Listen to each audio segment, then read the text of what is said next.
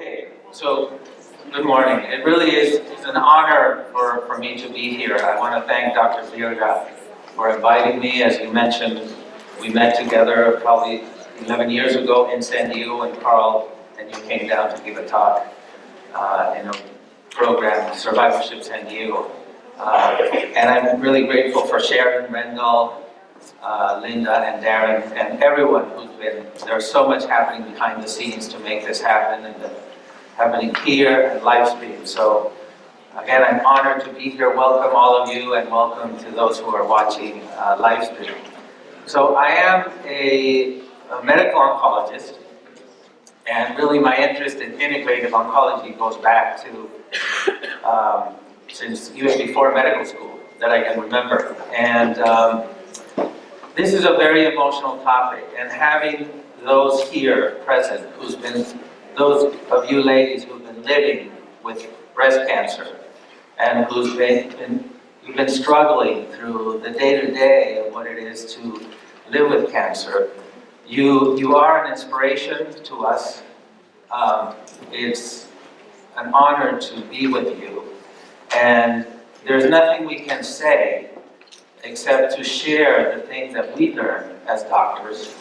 And the best support and inspiration you get is from each other. So I know here in the audience, there are several of you who've been living with advanced breast cancer, and one will be speaking later. But when you've been through it, and you know what it is to live through metastatic cancer, you can have the perfect words of wisdom to share. So I'm humbled to be here sharing my experience as a physician. I've learned so much from the patients over the decades. And in my over 25 years as a medical oncologist, I think that my best teachers were the patients. So there's a lot to share here in these 45 minutes. So you'll see that we'll go through some of the slides fairly quickly. Fortunately, it's not only live stream, but it's recorded, so you can go back and look at it again and look at some of these slides. But yeah, there's a lot of information, and integrative oncology is usually a talk that goes for over 2 hours to talk about the data and the information of all the things we want to say. So we want to talk about, very briefly, evolving medical treatments in cancer, because there are other conferences that really go over, explaining over hours, all the amazing advances in medicine.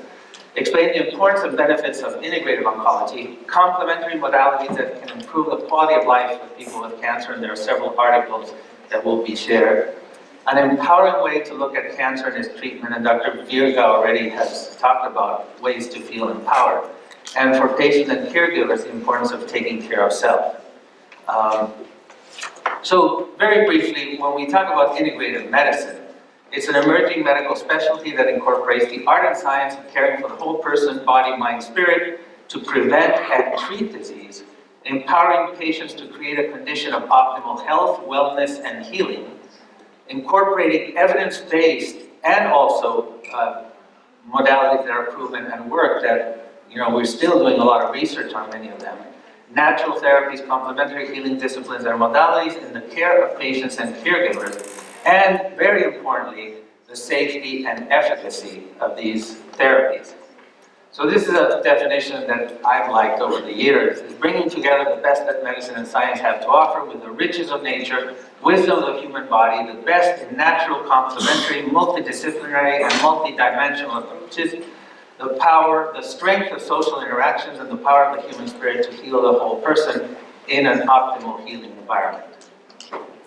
So very briefly, when we talk about cancer, there's so many different definitions that can be given, but just a simple way to look at it is, these are cells that are immature, cells that have lost their purpose, and we'll talk about it later, but some people even, I've had teachers who said, I'm going to teach my cancer cells to become mature again. They're immature cells, I'm just going to teach them to become normal again. That's a very, very healthy and a good way of looking at things. Why does cancer occur? We know there is a genetic predisposition. There are cancer genes that are overexpressed, or tumor suppressor genes that are underexpressed or downregulated. There are epigenetic factors, which is a very important concept. I'll briefly talk about it. And then random mutations. I'll show a recent article. We know there are high-risk factors, environmental factors, nutritional factors, and lifestyle.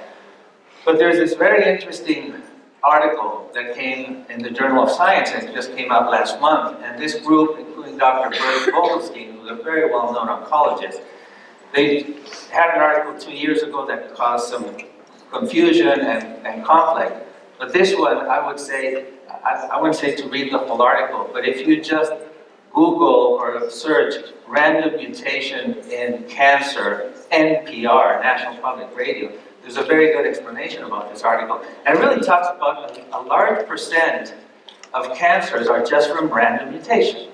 There are no environmental factors, no genetic predisposition, but it's just a random mutation. We're talking about a high percent that are just, they call it like a bad luck mutation.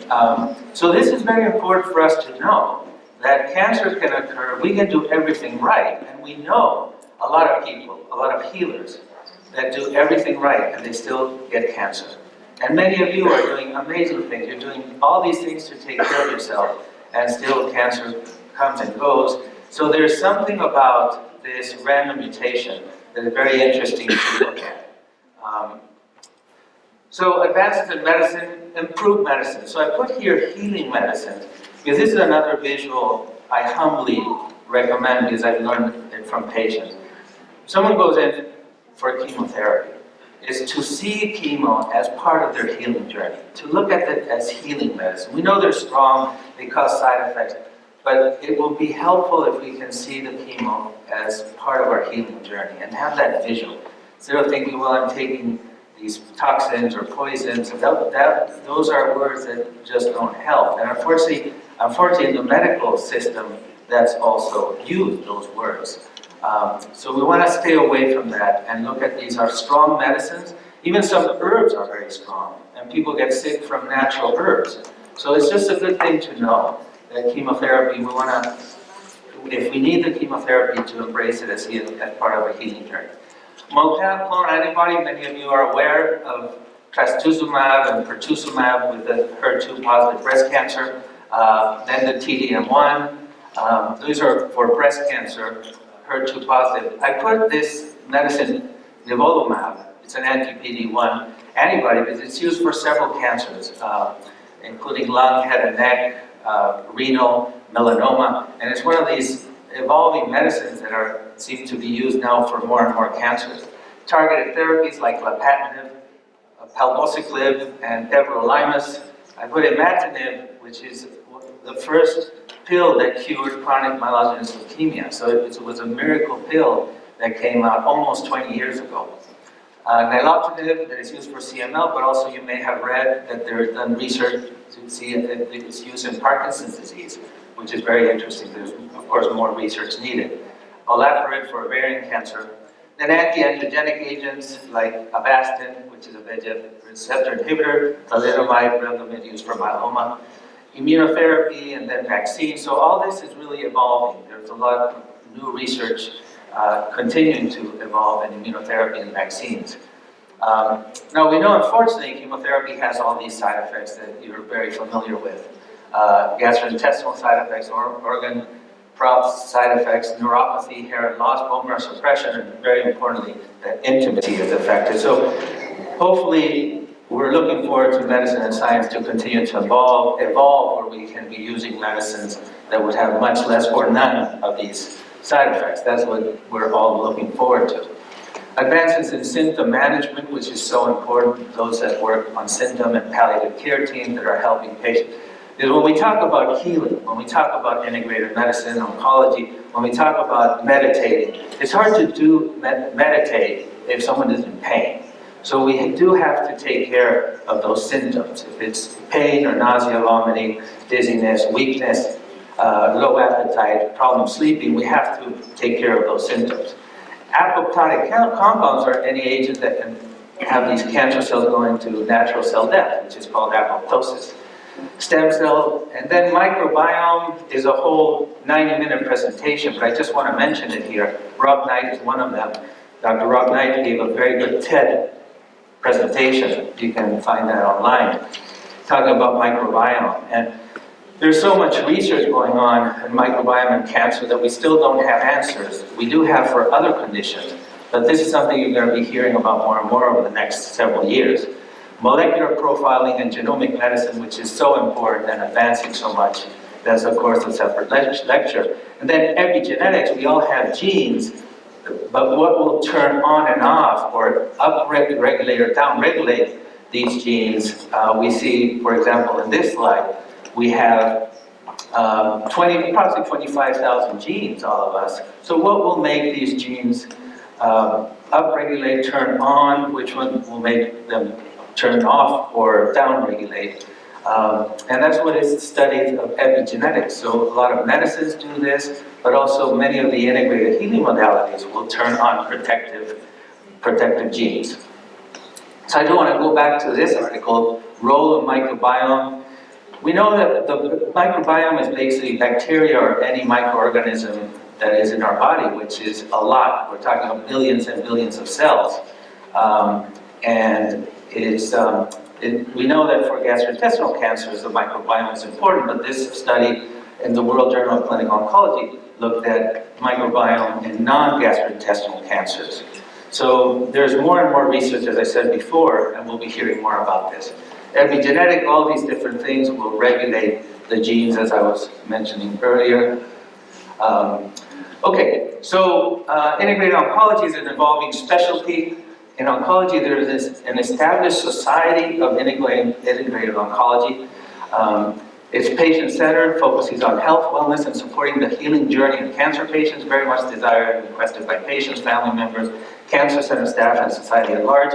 It also cares for the caregivers, nurses, doctors, and all staff, maintaining an optimal healing environment for the patients, their loved ones, and those in the medical system.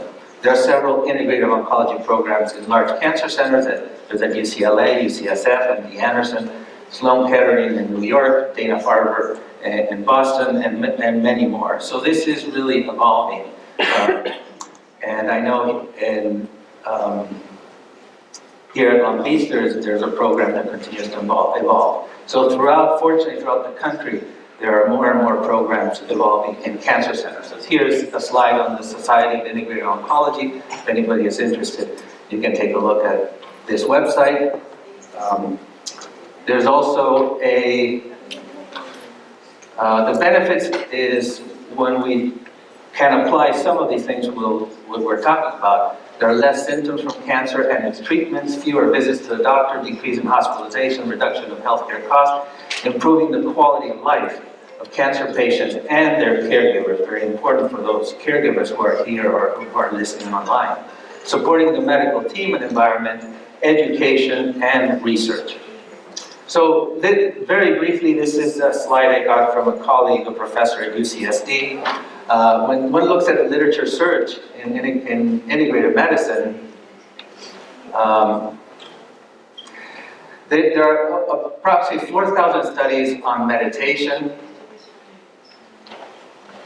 There are 3,700 on yoga, herbal medicine 31,000, massage 12,000, and 25,000 on acupuncture. These are all studies that are done in respectable journals.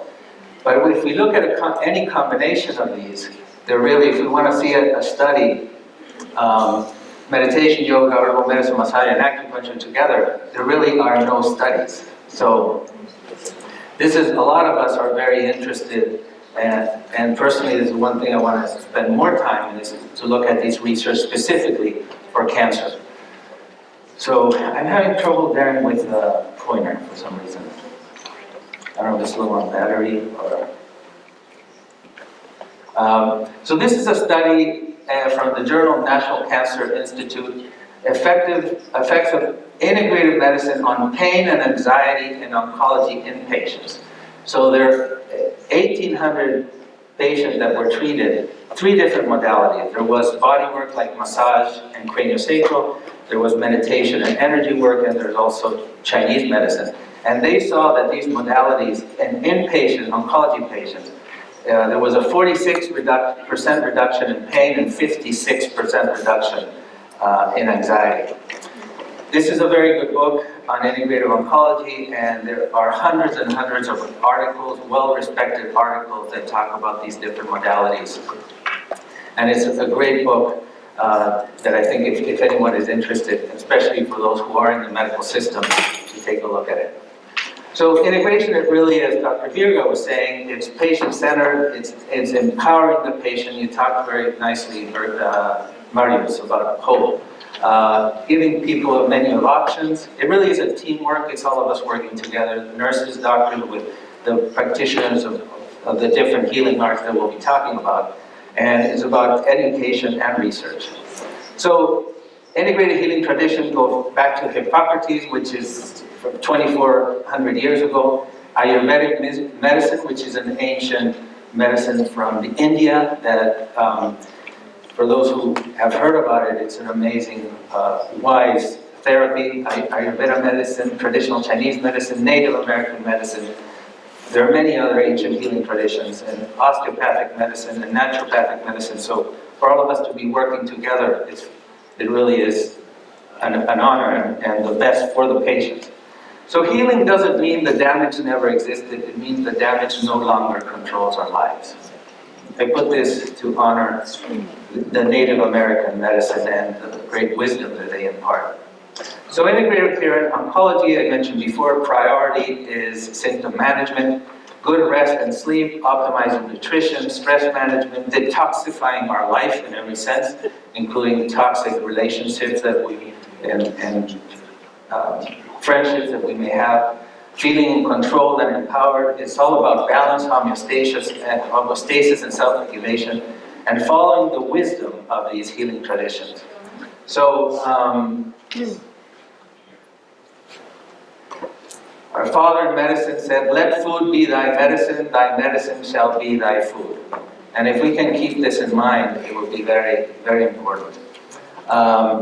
So, just one slide on nutrition. I need Darren's help here. Okay, so food as medicine there's so much that can be said about nutrition, and I don't want there to be any misconception here, because it would take a long time to discuss. But when you hear about whole foods, plant-based and organic as much as possible, and that is so critical and important. And moderation in animal protein and fat. Reducing, probably the most important thing is reducing the intake of processed foods. And so many times, because of lack of time, we just eat these foods that are packaged and lack a lot of natural ingredients. And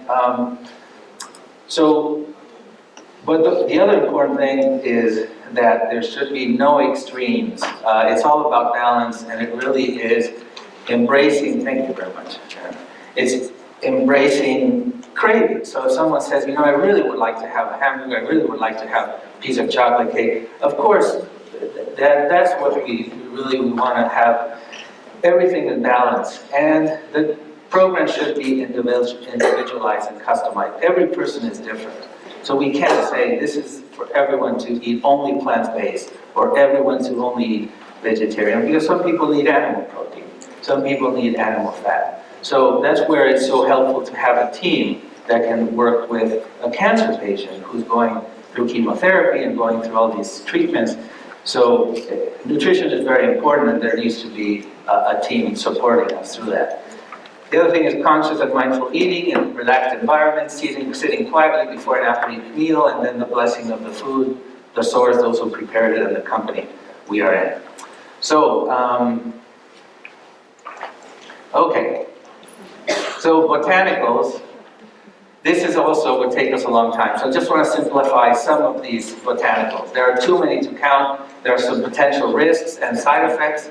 And some may counteract with medicine. So that's why you'll hear the oncologist say, don't take any supplements when you're on chemotherapy. And they're correct, because we don't know what you're on. But if you're followed by a naturopathic doctor or an herbalist or someone who knows how to handle a person who is on chemotherapy, there are some herbs that can be actually very helpful. So in general, we want to avoid any potent antioxidant while someone is on chemotherapy and radiation. But that's why it's good to work with someone who has this experience. And I like to work with naturopathic doctors, herbalists, Chinese medicine, and Ayurvedic practitioners. So these herbs can be very powerful, antioxidant, anti-inflammatory, anti-plastic, so herbal medicine is a specialty. Curcumin is one of them, curcumin and turmeric. So you may have heard of this. It comes from the root of curcuma longa. It's a member of the ginger family, widely used over the centuries. It's a very potent anti-inflammatory, has anti-androgenic effect, antioxidant effect. So what's beautiful about this is when we look at medicine, we look at these different pills, substances, or agents that work on one target in the cell. But something like curcumin is multi-targeted, so it works on cells and all these different receptors. So this is what's very exciting and also complicated to do research. So when they did clinical trials, MD Anderson and other places have done clinical trials. These were the doses between 500 milligrams and 10 grams. Should be taken with black pepper. There are human studies done with cancer prevention, cancer treatment, combined with chemo, radiation oncology. Now they're very potent, so they can counteract with the medicines that one is taking. But the challenge is, as you mentioned a little bit, there's very little funds to do studies for the things that Dr. Virgo was talking about, but also to look at studying with curcumin. There's little funding. But hopefully, again, we keep evolving in society and we start putting funds into doing some amazing research with some of these natural products and integrated modalities and psychosocial oncology. So in general, very quickly, probiotics. Of course, if someone is on chemo or is immunosuppressed, we have to be careful with probiotics. But part of the microbiome is taking healthy probiotics. If it's pills, if it's yogurt, Greek yogurt, those have very important bacteria that once we're off the immunosuppressed period, it's important to look at this. There are Ayurvedic herbs, Chinese herbs, aloe vera, tea tree oil for nail changes. If someone is on Taxotere, for example, they have nail changes just using tea tree oil. Treatment of mouth sores with lysine and glutamine. Ginger for nausea, vomiting, and just gastrointestinal problems. Ginger is a perfect adjunct to be used. And I learned this from patients and nurses because it's just such an important thing. Alpha-lipoic acid, prevent and treat neuropathy. For altered taste, I heard from an Ayurvedic master using a combination of ginger, honey, lemon, and black salt, how that can help for altered taste. Vitamin D, melatonin, homeopathy, many others. This is just a brief summary, and otherwise we could just stay all day and we can continue talking about these wonderful things. So, complementary modality, lifestyle changes, gentle and aerobic exercise, yoga. And when you think about yoga, it's not only a posture, but it's a whole discipline. For any of you who are yoga instructors, it really is about the whole lifestyle. Acupuncture, traditional Chinese medicine, massage, aromatherapy. So let me look at, show you a few articles. These articles are in the Journal of Clinical Oncology. Okay, so this is the Bible of oncologists. Medical oncologist, surgical, and radiation oncologist. So in the Journal of Clinical Oncology, there have been some very good articles. Here it talks about randomized trial of yoga in a woman with breast cancer undergoing radiation, and it showed they significantly improved quality of life and physiological changes, and these had long-term durability. Then yoga impact on inflammation, mood, and fatigue in breast cancer survivors. 200 breast cancer survivors, they looked at inflammatory, pro-inflammatory cytokines, tumor necrosis factor, and they saw that not only, of course, it was improvement in mood and fatigue, but that these inflammatory markers decreased with yoga. So this is a very important study to share with, which I share with my colleagues, medical oncologists, when I give lectures. So, okay, so that's all. My neck suddenly feels better. Okay, so this is a mammoth in early acupuncture. And this was a scroll that was found in China that I'm sharing here. So acupuncture, for those who had the chance of experiencing it, it's a whole system approach, body, mind, and energy. There are acupuncture points and meridians. And it looks at the qi, which is vital energy. There's extensive scientific literature, improves symptoms caused by cancer, decreases side effects, enhances therapeutic effect of medical treatments, recovery, restoring of health, immunity, and well-being. Okay, so it's used, acupuncture for cancer is used for pain management, dry mouth, nausea, vomiting, anorexia, weight loss, vasomotor symptoms, hot flashes. Sometimes we're going to see a study that is as effective or sometimes better than the medicines for hot flashes. Neuropathy, fatigue, stress, fear, anxiety, and regulating body function. So it's about finding the practitioner. We're going to talk about the importance of finding the right practitioner. So again, in the Bible of Oncology, Journal of Clinical Oncology, acupuncture is an integrated approach for the treatment of hot flashes in women with breast cancer. And then for cancer-related fatigue in patients with breast cancer, 300 patients were looked at, and it was a very effective intervention. Pain and dysfunction after head and neck surgery. Randomized blinded control of acupuncture for aromatase inhibitor-associated joint symptoms, the joint aches that happen with AIs. This acupuncture showed significant improvement. In vasomotor symptoms, as here, compared it to Effexor, and it was as effective. So acupuncture for nausea and vomiting, etc., etc. So these are just a few of studies in the Journal of Clinical Oncology. Massage. Okay, we know how massage makes us feel, and some oncologists are when patients ask, well, can I have a massage? They say, well, no, because of this and that. So it's, again, in the right hands, a masseuse who has special training and they have experience dealing with metastatic cancer patients, then it's always going to be safe because they'll be very gentle, it's going to be healing, produce endorphins. So there's special awareness, risk of infections, of clots, fractures, skin sensitivity, etc. Massage can be amazing for lymphedema. Many of you have had that experience having massage for lymphedema. But again, it requires special training. So it's not only safe, but I would say indicated. So this is a slide I don't have to get into because Dr. Virga talked about it, but our dear Carl Simonton and so many others, Dr. Virga, Paul Brenner, San Diego, David Spiegel that you mentioned, focusing on caregiver and caretakers too, children, social service psychologists, and there is an American Psychosocial Oncology Society. That's something you can look up at as well, APOS, which also has their conferences. But probably, if anything, the psychosocial oncology, I think, not that Marius is here, but I really believe in our cancer center, we had an amazing team as well, is so important. Because there's nothing we can tell people when they're in that state of fear. Nothing a doctor can say, nothing, except for the nurses or the healers in the world. Nurses can always give words of wisdom. But having a systematic approach is so important. So, empowerment techniques, when we look at visualization, contemplation, guided imagery, mindfulness, and meditation, this is also very, very powerful.